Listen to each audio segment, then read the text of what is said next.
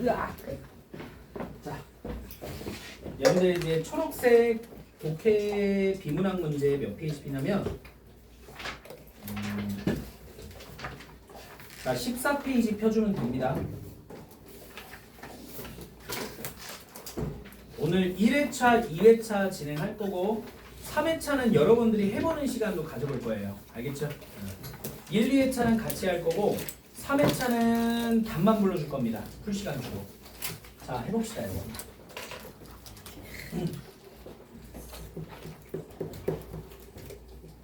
자, 기다려보세요. 비문학이에요. 네. 자, 다 폈죠? 자, 진행해보자. 자, 1문단부터 살펴볼게요. 2016년 3월 모의고사예요. 고1 3월 모의고사. 자, 보자.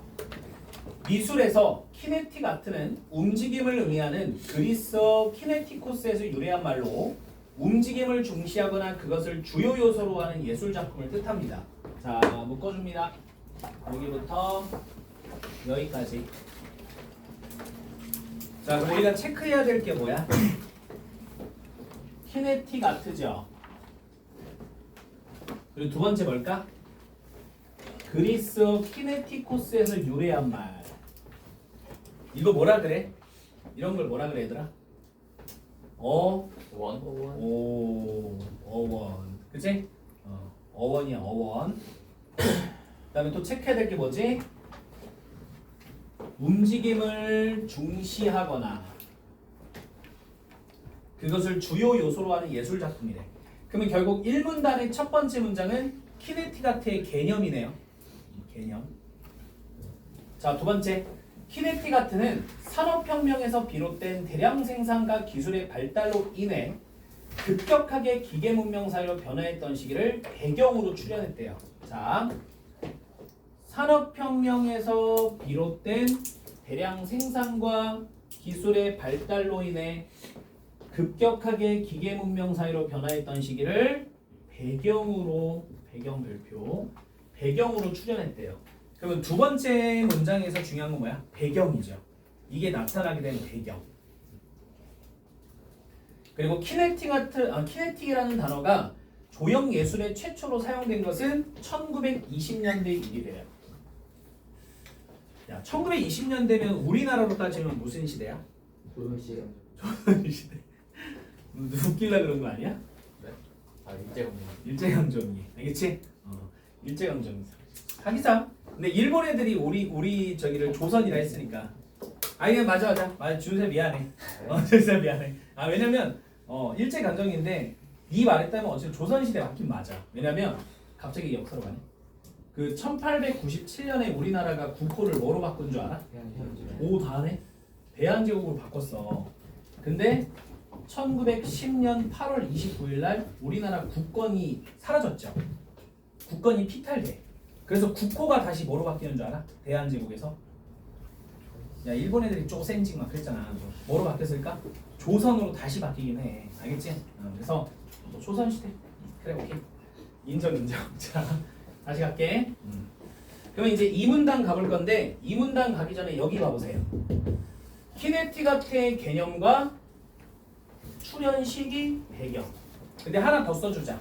플러스 뭐 써주면 좋겠어? 어원. 어원도 써주세요. 자 이제 2문단 갈게요. 2문단. 자 키네틱 아트 작가들은 기계의 움직임을 예술적 요소로 수용해 작품 전체나 일부를 움직임에 함으로써 창작 의도를 표현하고자 했대요. 자 여기서 중요한 건 이렇게 묶으세요.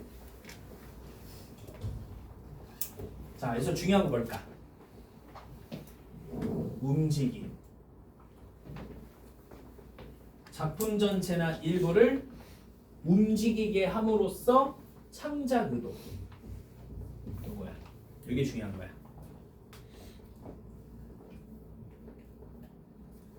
자, 그 다음에 봐봐.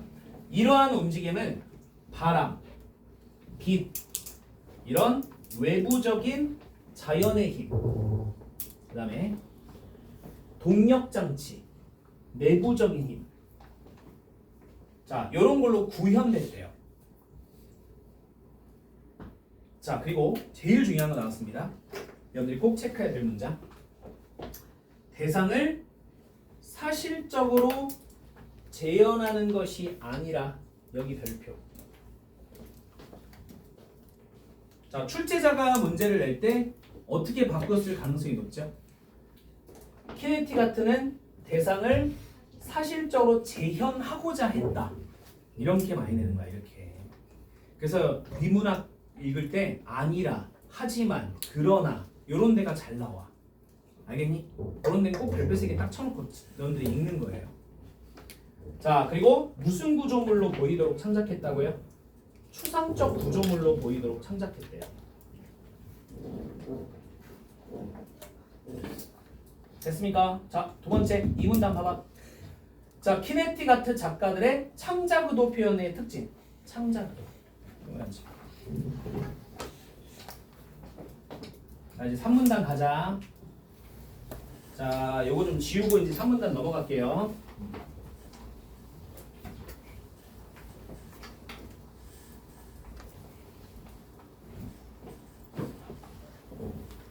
자, 갑시다. 자, 키네틱아트는 우연성과 비물질화를 중요한 조형 요소로 제시했대요. 자, 묶어야겠네. 그래서 중요한 거 뭐니? 우연성, 비물질화겠지? 그러면 이제 그 다음에 무슨 내용 나오겠어? 우연성에 대한 이야기가 나오고 비물질화가 나올 거야. 가보자. 첫 번째, 우연성은 작품의 예측 불가능한 움직임을 통해 나타난다. 예측 불가능 별표. 그럼 이걸 또 어떻게 바꿔 쓰겠어요? 예측 가능으로 하겠네요. 그 다음에 여기에는 감상자의 움직임이나 위치 등에 의한 작품의 형태 변화도 포함된대요. 감상자의 움직임이나 위치. 자, 두 번째. 비물질화는 작품이 고정되지 않고의 별표. 그럼 어떻게 바꾸겠어요? 또 고정되고. 알겠니? 자, 계속 움직이는 상태를 의미한대요. 자, 정지된 물체는 고정되어 있기 때문에 물질화되어 있는 반면, 봐봐. 비물질화는 고정되어 있지 않대지. 그럼 반대로 물질화는 고정되어 있는 거 아니겠습니까? 맞습니까? 자, 그래서 밑줄. 비물질화는 물체가 계속 움직여 물체 형태가 고정되지 않는 특성과 관련된대요. 뭐가요? 비물질화가요. 자, 이제 예를 들어 나왔다. 예를 들어 별표. 이 글의 전개 방식에 대해서 옳은 것을 고르시오.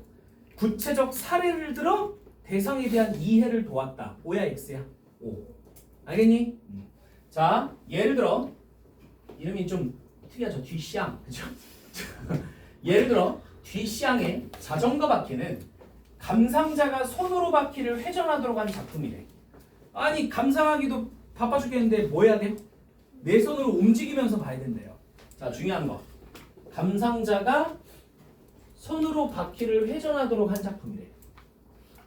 자, 이 작품에는 감상자가 바퀴를 돌리는 속도에 따라 바퀴살이 다양한 모습으로 보이는 우연성과, 와, 중요한 거 나왔다 얘들아.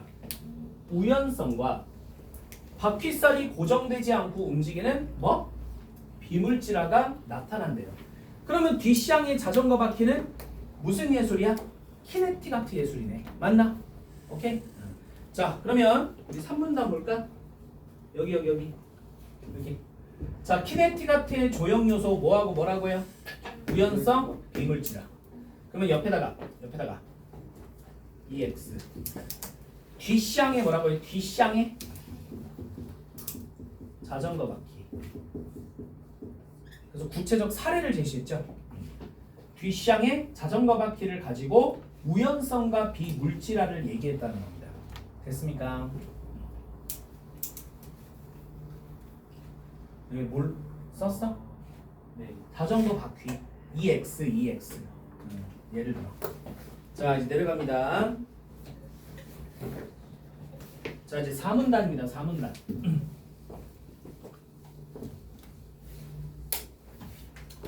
자, 키네티가트의 이러한 조형 요소들은 감상자들의 시각을 자극해 작품의 주의를 집중시키는 효과를 준대요. 봐봐. 키네티가트의 이러한 조형 요소들은 끊어주세요. 자, 조형 요소 두 개 뭐예요? 나만 쓸게, 나만 쓸게. 이거는 나만 쓸게. 첫 번째 뭐야? 우연성 또 비물질화. 자, 우연성과 비물질화는 감상자들이 뭘 자극한다고요? 시각을 자극한대. 별표. 자, 그리고 작품이 보여주는 다양하고 예측 불가능한 움직임으로 밑줄 다양하고 예측 불가능한 움직임으로 감상자들이 풍부한 이미지를 상상할 수 있도록 했습니다. 자, 이를 통해 자 밑줄이다. 기존 미술에서 작품 감상에 대해 수동적이었던 감상자들로 하여금 끊어주세요. 아, 그러면 기존 예술 작품에서는 감상자들이 그냥 뭐 하는 거야 이렇게? 팔짱 끼고 그냥 보는 거지. 그냥 이렇게 보기만 하는 거지. 그치? 근데 그게 아니고 자, 보다 무슨 태도? 능동적 태도를 갖도록 했대요. 아까 뒷샹의 자전거 바퀴 기억나? 내가 이렇게 굴려야 된다니까요. 자, 그러면 4문단 보세요. 여기. 키네티가트의 조형 요소들이 감상자들에게 미치는 영향이에요. 됐나요? 자, 이제 우리 마지막 갑시다. 5문단 가보세요. 자, 이처럼 키네티가트는 작품의 움직임에 의미를 부여하고 자, 중요한 거 나왔다. 작품과 감상자의 상호작용 중시 별표. 자, 다양한 실험적 예술의 길을 열어줍니다. 자, 그리고 1960년대에 들어서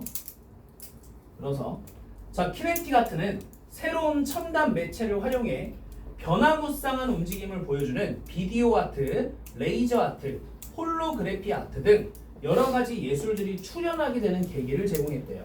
변화무쌍한 움직임, 자, 출현하게 되는 계기를 제공했다.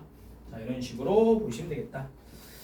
자, 그래서 5문단 볼래? 얘들아, 5문단. 다양한 실험적 예술의 길을 열어준 키네티가트의 의의가 되겠습니다. 됐습니까? 자, 그럼 이제 우리가 채워봅시다. 이거 제대로 질문하기 있죠? 이거 채워볼게요. 3개. 자, 1번. 키네티가트는 뭐를 주요 요소로 하는 예술 작품이에요? 움직임이야. 움직임 써요. 1번에. 그러면 뒷샹의 자전거 바퀴에 나타나는 키네티가트의 조형 요소 2개가 뭐죠? 우연성, 비물질화. 자, 그 다음에 키네티가트는 작품에 대한 감상자의 능동적 태도와 작품과의 상호작용을 중시한다. 동그라미. 자, 어휘력 올리기는 그냥 넘어갈게요. 자, 여러분들 1번, 2번, 3번 좀 풀어보세요. 1번, 2번, 3번 풀어보세요.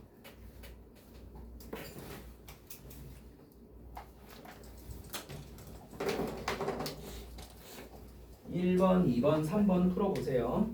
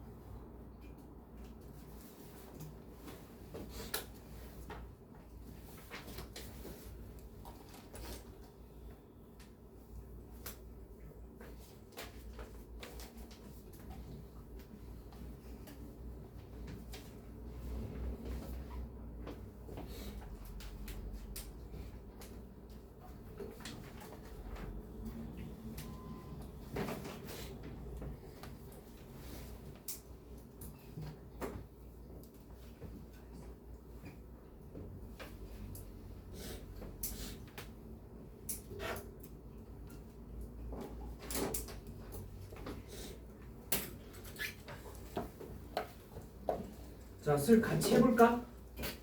자, 1번. 이거는 바로 나왔지? 그치? 3번의 키네틱 아트를 만드는 구체적인 과정에 대해서는 얘기하지 않았잖아요. 3번이 정답이고. 자, 2번은 얘들아 윗글을 읽고 보기에 아니마리스를 물어봤죠. 이거 보기만 좀 읽어볼게. 이 작품은 키네틱 아트의 대표 작가인 얀센이 창작한 아니마리스이다. 얀센은 플라스틱 관으로 뼈대다리를 만들고 등에는 깃털을 달아 바람이 불면 깃털이 반응하면서 해변에서 다양한 모습으로 움직이면서 돌아다니도록 했대요. 얀센은 이 작품을 연작 형태로 진화시켜 공학기술과 예술을 접목한 인공생명체를 만들겠다는 창작 의도를 표현했다고 합니다. 그럼 어쨌든 간에 이거는 키네틱 아트 아닙니까? 키네틱 아트는 여러분들 사실적으로 재현하는 게 중요하다고 그랬어요? 아니었죠. 상징적으로 표현했잖아요. 추상적으로. 그럼 몇 번이 정답이에요? 몇 번이에요? 1번. 해변에 돌아다니는 생명체의 형상을 그대로 재현하는데. 자, 이 문단 봐보세요. 빨라. 얘들아, 이 문단 봐봐. 이 문단의 세 번째 줄 보세요. 세 번째 줄. 대상을 사실적으로 재현하는 거래, 재현하는 것이 아니래. 아니라라고 써있죠. 근데 우리 2번 문제 와봐요. 2번에 1번 해변에 돌아다니는 생명체의 형상을 그대로 재현하는 데 초점을 두고 있고 틀렸잖아. 그러니까 이 문단만 체크했어도 1번이 틀린 거야. 됐지?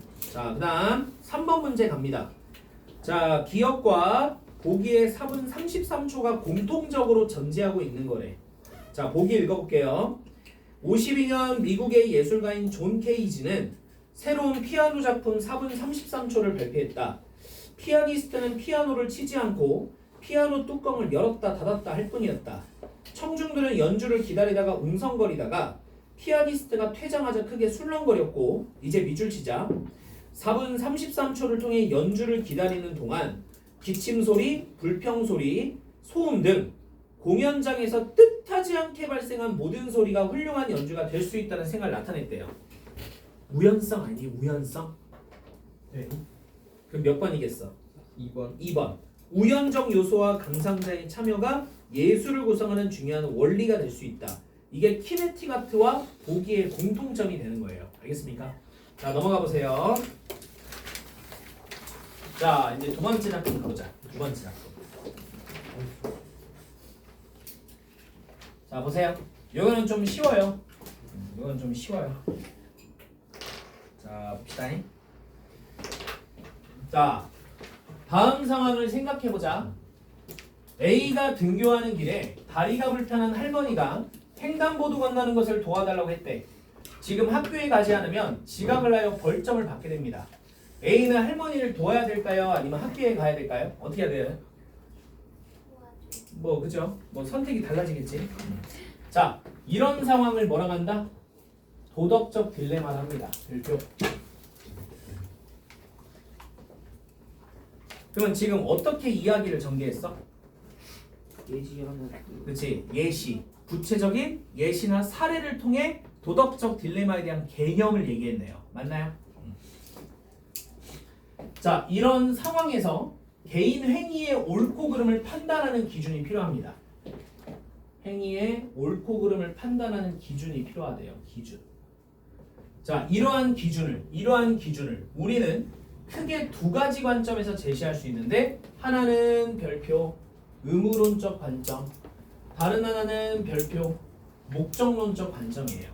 결과적으로 이 글은 두 관점을 비교하는 식으로 시험이 나오겠네요. 문제가 나오겠네요. 자, 그러면 여기 보세요.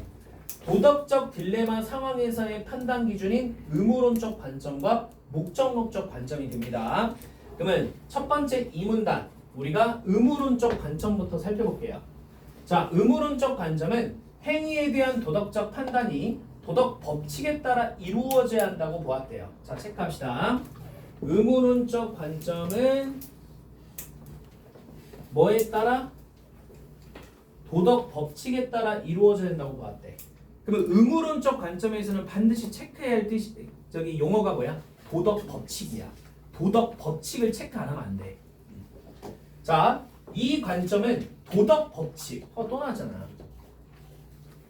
도덕 법칙을 지키려는 의지를 의무로 보았고, 자 중요한 거 딱 여기서 나온다 시험에. 결과와 무관하게 별표. 결과와 무관하게. 할머니를 도와주면 나는 학교에 늦게 돼서 벌점을 받지. 맞지 않아요? 그거 상관없어. 그냥 할머니를 도왔다는 것 자체가 뭐야? 잘한 거야. 벌점을 받든지 말든지. 그건 네 일이야. 그렇지? 의무론적 관점이 그거라고. 그냥 할머니를 도왔다는 거 행위 자체가 뭐 한 거야? 옳은 행위라는 거야. 알겠니? 자, 결과랑 상관없게 행위 자체의 옳고 그름에만 주목을 합니다. 자, 도덕 법칙은 언제나 타당하고 보편적인 것이기에 보세요. 도덕 법칙은 언제나 타당하고 보편적인 것이기에 끌어줘. 언제나 옳은 것으로 본다는 거야. 할머니를 도와하는 것 자체가 나쁜 거야, 좋은 거야? 좋은 거 옳은 거잖아요. 맞지? 자, 다른 색깔로 할게. 왜라는 질문은 성립한데 성립하지 않는데 성립하지 않는다 별표 3개. 이런 거 가지고 이제 말장난하는 거예요. 아니 왜? 할머니를 왜 도와줘? 그러지 않는다고. 도와주는 것 자체가 옳은 행위니까. 반드시 의무적으로 해야 되는 거니까. 자, 그게 무슨 관점이라고? 의무론적 관점이라는 거야. 그렇지? 자, 그 다음 따라서 좋지 않은 결과를 초래하더라도 다시 봐봐. 내 떠냐? 좋지 않은 결과를 초래하더라도 도덕 법칙은 지켜야 됩니다. 알겠나요? 그래서 이런 의미에서 의무론적 관점을 무슨 론이라고 한다? 법칙론. 다시 의무론적 관점을 뭐라고 한다고요? 법칙론이라고 합니다. 자, 근데 보세요. 여기 봐봐요. 이러한 의무론적 관점에는 뭐가 있대요? 한계점이 있대요. 다시 뭐가 있다고? 한계점이 있대요. 이제 내려가면 나옵니다. 자, 봅시다 이제.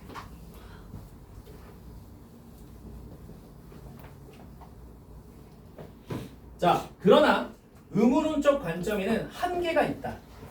두 개의 옳은 도덕 법칙이 충돌할 때 의무론적 관점에 따르면 결정을 내릴 수 없대. 자, 이제 체크해보자. 의무론적 관점에는 한계가 있다. 두 개의 옳은 도덕 법칙이 충돌할 때, 자, 뭘 내릴 수 없다? 결정을 내릴 수 없다, 별표. 자, 그러면 이제 우리가 이걸 이해해야 되니까 글쓴이는 사례를 줬어요. 예를 들어 사례를 줬어. 자, 예를 들어 별표 쳐야지.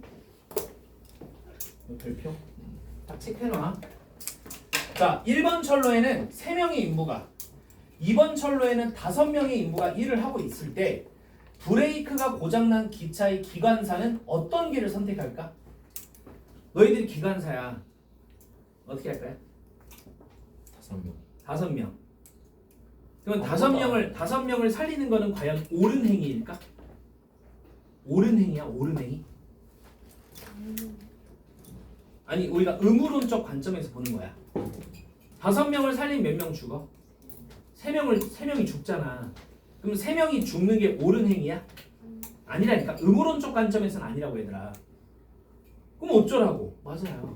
의무론적 관점이 이거야. 어떻게 할 수가 없는 거야. 그래서 뭐가 있다고 한 거야? 얘들아, 뭐가 있다고 한 거야? 한계가 있다고 했다고. 이해갔지? 아니 5명도 못 살리겠고 3명도 못 살리겠고 어찌할 바 모르잖아. 이게 의무론적 관점의 한계라고. 그럼 어떻게 해야 되겠어? 의무론적 관점 어떻게 해야겠어? 그냥 돌려버려야지. 그죠? 무슨 말인지 알겠지? 그러니까 이거는 결정을 내릴 수 없다는 거야. 여기 써있지? 의무론적 관점에서는 이 상황에서 어떤 철로를 선택해야 할지 결정을 내릴 수 없다라는 거예요. 이게 한계점이에요. 그래서 무슨 론적 관점을 보는 거야? 여러분들, 그래, 목적론적 관점을 보는 거야. 그럼 왠지 목적론은 뭘 거 아니? 결과주의야. 결과주의. 그러면 3명이 죽어도 몇 명 살려? 5명 살리니까 결과론적 관점에서는 해결이 되는 거야. 맞니? 이제 읽어볼게. 보자. 자, 한편 목적론적 관점은 행복이나 쾌락을 인간이 추구해야 할 목적으로 갖고, 자, 중요한 거 나왔습니다. 이 관점은 오로지 최선의 결과를 가져오는 행위가 옳은 행위이고 경험을 통해서 도덕을 얻을 수 있다고 생각했습니다. 자, 여기서 중요한 게 뭐겠어요? 최선의 결과죠. 몇 명 살리는 게 최선의 결과예요? 5명. 됐습니까? 자, 그래서 중요한 거 목적론적 관점에 따르면 보다 많은 사람들에게 보다 많은 행복을 가져오는 행위입니다. 다다익선. 자, 따라서 어떤 행위를 결정할 때는 밑줄 미래에 있을 결과를 고려해야 된대요. 아까 의무론적 관점에서는 결과를 뭐야? 예상하지 않았지. 자, 이런 의미에서 목적론적 관점을 무슨 론이라고 한다? 결과론이라고 합니다. 자, 그러면 여러분들 봐보세요. 여기 지금 빠져있지만 여기 책으로 봐 그냥 얘들아. 사문단이 뭐라고 써있니? 사문단. 사문단을 봐. 사문단 뭐라고 써있어 얘들아? 목적론적 관점의 이해라고 써있지? 네. 자, 그 다음에 이제 마지막 우리 오문단이 뭘 것 같아? 한개. 그치, 한계. 그러니까 지금 이 글은 의무론적 관점과 그에 따른 한계, 그 다음에 목적론적 관점과 그에 따른 한계. 됐나? 근데 잘 봐. 두 관점을 절충하거나 종합하는 내용이 있어 없어? 마무리 지으려는 내용이 있어 없어? 없다잉? 없어. 오케이? 그냥 두 관점만 보여주고 끝이야. 이 글은. 가봅시다. 자, 5번 보세요. 자, 그러나 목적론적 관점도 한계가 있어요. 한계. 똑같은 결과라도 끊고 사람마다 판단이 달라질 수 있기 때문이에요. 요새 지금 연예계가 난리가 났죠? 응? 연예계. 조진웅 씨 아세요? 조진웅 씨? 네. 진짜 내가 엄청나게 좋아하는 배우였거든. 그리고 이성균이라고 또 있어요. 두 사람 다 되게 좋아했어요. 어렸을 때부터 이제 영화 다 봤으니까. 아무리 좋아해도 옹호를 못 하겠더라. 뭐예요? 요번에 조진웅. 소년. 아니 그러니까 근데 그 그냥 소년범 자체가 문제가 아니잖아. 그 행위 자체가 좀 심각하더라고. 그냥 좀 알아주는, 좀 거의 전국구 알아주는 일진이었던 것 같은데. 뭐 강간, 좀 고등학생이 좀 하기에는 강간, 뭐 성폭행, 뭐 절도. 왜냐면 얘들아 디스패치가 한 거거든. 디스패치가 한 거는 거의 100%야. 걔네 자본이 어마어마해요. 그냥 일반적으로 누군가 이렇게 하는 게 아니고 일반 사설 탐정 이런 게 아니고 디스패치라고 하는 데에서 그거를 밝혀낸 거잖아. 거기는 우리나라에서 엄청난 파파라치 회사야. 그래서 거기가 만약에 터트린 거는 거의 100%야. 틀린 적이 한 번도 없어요. 그쪽으로. 엄청나게 큰 회사라. 어쨌든 그래서 옹호를 못 해주겠더라고. 야, 이런 거 있잖아 얘들아. 봐봐. 알았어. 봐봐. 그러니까 어떤 사람이 부정적인 행위를 일으켰다. 부정적인 행위. 네. 근데 A하고 B가 있을 때 A는 이 부정적인 행위를 한 사람하고 아무 관련이 없는 사람이야. 네. 그러면 그냥 뭐 하겠어? 막 비난하겠지. 근데 이 B는 이 부정행위를 저지른 사람과 가족이거나 정말 친한 친구야. 또는 연인이야. 어? 평가가 어떨까? 똑같을까? 좀 다를까? 다를 수밖에 없어요. 그 경험해봐야지 알아요. 자, 여러분들은 지금 자식 된 입장이지 부모가 된 입장이 아니죠. 그럼 여러분들도 언젠가는 부모가 된 입장이 될 거 아니에요. 전 결혼 안 할 건데요. 그러면 하지 마. 알겠지? 예를 든 거잖아. 예를. 알겠지? 그러면 부모가 됐을 때 내 자식이 누군가를 이렇게 살짝 때렸어. 폭행 사건에 휘말렸다고. 그러면 내 자식이 아닐 경우에는 뭐야? 이 새끼 이러잖아. 근데 얘 내 자식이면 똑같이 얘기할까? 아니, 과연 절대 안 돼요. 그게 어쩔 수가 없어요. 무슨 말인지 알겠지? 인간이 기계가 아닌 이상 그렇게 될 수가 없어. 그러니까 내 자식은 내가 품고 싶은 거야. 무슨 말인지 알겠지? 그러니까 조금이라도 좀 옹호를 해주고 싶은 거거든. 그게 보통 그래. 응? 나도 내가 니네 나이 때는 누군가 얘기하면 코웃음을 쳤어요. 속으로. 지랄하고 있네. 그랬어요. 알겠지? 근데 부모가 돼 보니까 그 사람이 왜 그 말을 했는지 알겠어. 알겠죠? 그러니까 결과적으로 뭔 얘기하려는 거야? 목적론적 관점의 한계는 뭔 줄 알겠니? 똑같은 결과라도 사람마다 판단이 똑같다 다르다? 다를 수밖에 없다는 거야. 봐봐.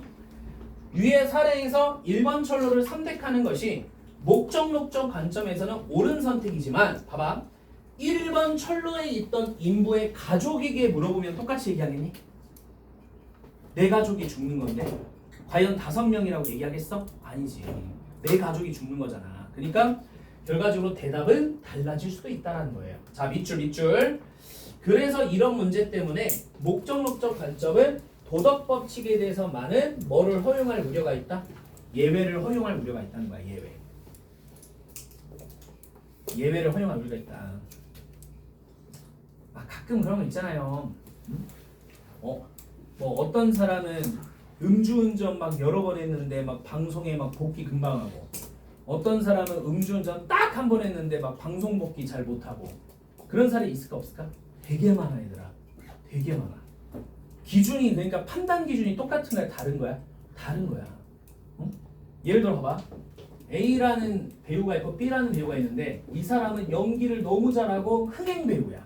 진짜 한 번 영화 찍으면 난리가 나. 근데 부정적인 행위를 저질렀어. 오케이? 근데 한 달 만에 어때? 바로 복귀해. 왜냐면 이 사람은 뭐가 있으니까? 영화 배우로서 뭐가 있어? 권력과 힘이 있잖아. 맞지? 한 번 영화 찍으면 어때? 수십억을 벌어버리니까 영화사에.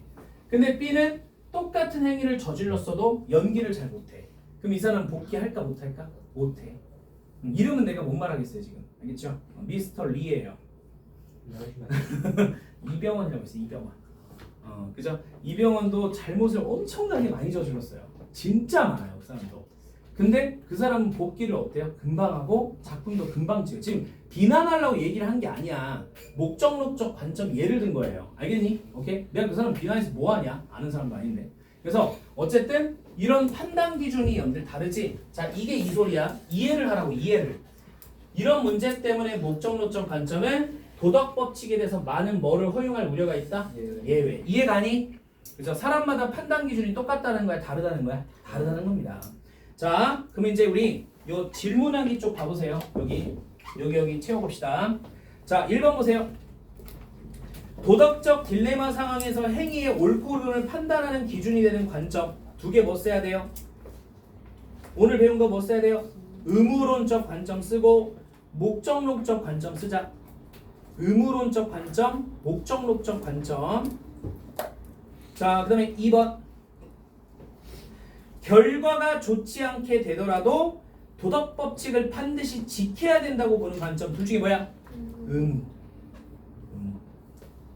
결과주의가 아니잖아 얘들아. 의무는. 자, 5번. 목적론적 관점의 한계점은 뭐를 허용할 우려가 있다? 예외. 판단 기준이 다르다고 얘들아. 알겠니? 자, 그러면 1번부터 4번까지 풀어보세요. 자, 1번부터 4번까지 풀어보세요.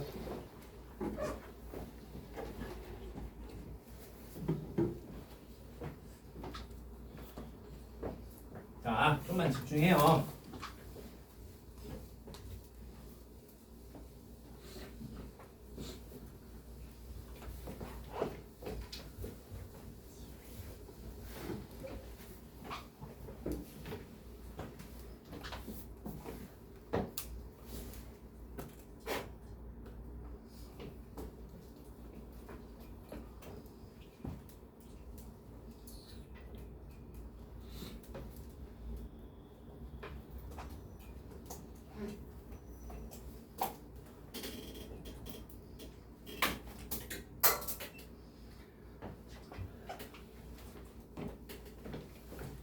왜 맨날 떨어뜨리는 거야? 이유를 말해줘봐 나한테. 내가 이거 그걸 돌리지 않으면 되지 않아? 네.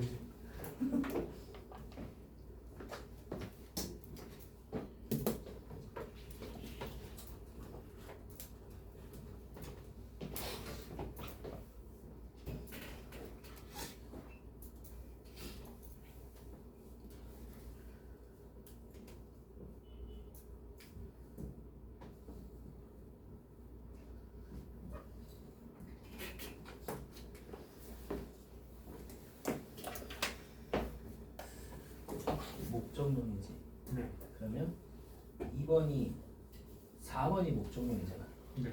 기억하는 4문단을 5문단을 빨리 읽고 또 풀어볼 거야. 기억이 안 나면.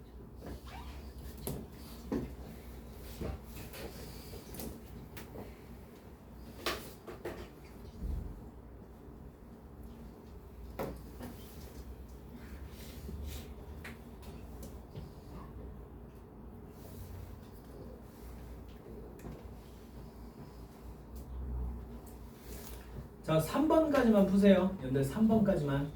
4번은 같이 합시다.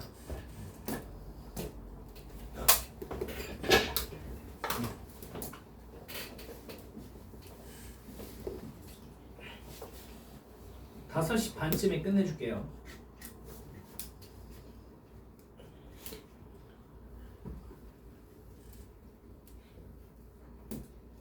그치.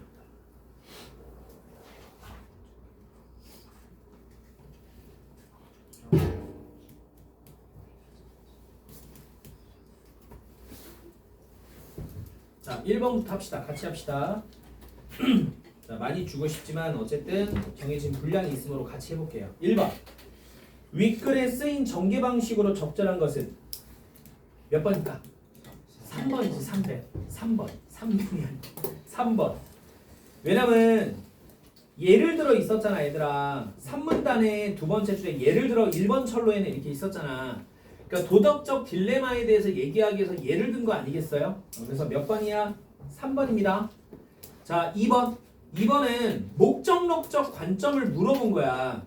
그러면 틀린 게 몇 번이냐? 몇 번? 4번이야. 어떤 행위를 위한 결정은 행위 자체를 바탕으로 내린 거는 목적이야, 의무론이야? 의무론. 알겠니? 자, 2번에 4번은 의무론적 관점이다. 자, 3번. 자, 3번을 풀기 전에 2문단 잠깐 가보자, 얘들아. 2문단. 2문단은 의무론적 관점에 대한 글이었지. 자, 세 번째 줄 보세요. 세 번째 줄. 도덕 법칙은 언제나 타당하고 보편적인 것이기에 왜라는 질문은 성립하지 않는데. 됐나요? 그러면 다시 3번 문제 와보세요. 자, 기억과 니은에서 A에게 해줄 수 있는 말로 적절하지 않은 것은, 그러면 기억은 무슨 관점이었어? 의무론적 관점이었고 얘는 왜라는 질문을 하지 않는다 그랬잖아. 근데 1번에 뭐라고 써있니? 왜라는 질문에 답할 수 있게 행동하세요. 자, O야 X야? X죠? 그래서 1번이 정답입니다. 자, 그 다음에 4번. A와 문맥적 의미가 비슷한 거. A가 결정을 내릴 수 없대. 여기서 결정을 내린다는 건 뭘까? 어디에 차에서 내린다야? 아니야. 어떤 판단이나 결정을 내린다는 거야. 그러면 가장 흡사한 게 몇 번이니? 2번. 노래에 대한 평가를, 판단을 내렸다. 이거죠? 그래서 2번이 정답이 되겠습니다. 자, 넘어가 보세요. 넘어가면 3번 인문예술 보여요? 자, 이건 여러분들이 푸는 시간 한번 줘볼게요. 요거 하고 쉬는 시간 가지겠습니다. 자, 한번 읽고 1, 2, 3, 4 풀어보고 답 불러주고 끝낼게요.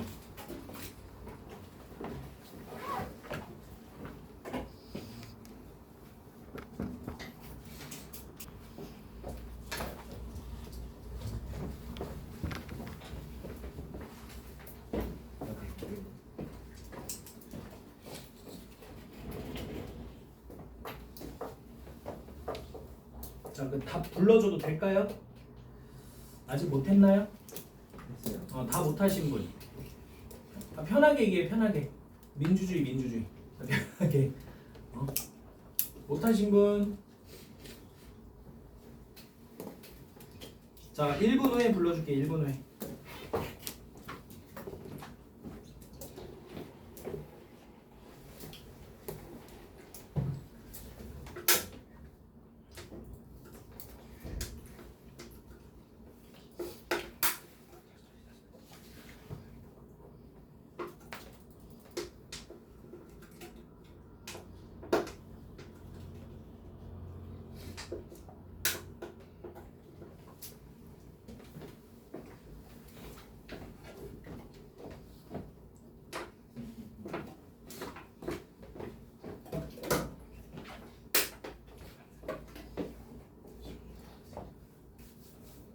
자, 답 불러줄게요. 나중에 해설지 보면서 좀 확인해 보세요. 자, 1번에 3번입니다. 감성을 담은 가우티의 건축이 우뚝선 예술도시. 이게 1문단이랑 5문단을 보면 풀 수 있어요. 자, 그 다음에 자, 기억의 문제점을 해결하기 위한 가우디의 방안. 자, 이거는 3문단에 보면 나와 있거든. 3문단. 자, 2번입니다. 기억과 리을. 자, 그 다음에 3번. 디귿과 관련 지어서 니은 사그라다 파밀리아 성당에 대한 특징을 이해한 것으로 적절한 것은 5문단을 보면 나와 있어요. 5문단. 그래서 4번입니다. 4번. 그리고 4번. 안토니오 가우디와 그 다음에 A의 공통점으로 적절한 것은 요거는 얘들아 4문단을 보면 풀 수 있거든. 4문단. 자, 2번이에요. 모티프 선정의 근거. 자, 오늘 여기까지 잠깐 쉬었다가 문법 하겠습니다.